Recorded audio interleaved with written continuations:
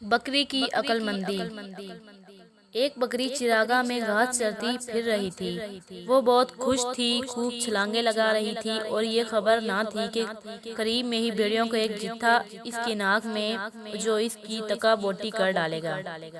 بکری گھاس میں مگن تھی کہ اس کے کانوں میں بھیڑیوں کی گڑگڑاہٹ آئی۔ اس نے چونک کر دیکھا تو بھیڑیے اسے گھیر چکے تھے۔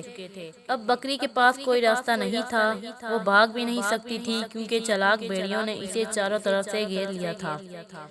بکری نے ان سے منت سماجت کی کہ بھیڑیے اسے بخش دیں، مگر بھیڑیے اسے کہاں چھوڑنے والے تھے۔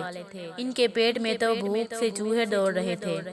جب بکری کی خوشامد بیکار چلی گئی تو بکری نے کہا، تم بھوکے ہو اور میرا دل چاہ رہا ہے کہ میں تمہارے کام آؤں اور اپنی جان دے کر تمہاری بھوک مٹاؤں، مگر کیا اچھا ہو کہ تم اپنی کامیابی کا جشن مناؤ تاکہ تمہیں میرے گوشت میں اور بھی مزہ آ جائے۔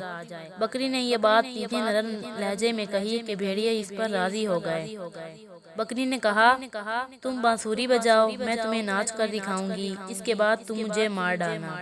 بھیڑیے راضی ہو گئے، وہ چاروں طرف بیٹھ گئے، انہوں نے بانسریاں بجانی شروع کر دی، بکری ناچنے لگی۔ یہ شور ہوا تو قریب ہی بکریوں نے رکھوالی کتے ہوشیار ہو گئے اور دوڑ کر آ گئے۔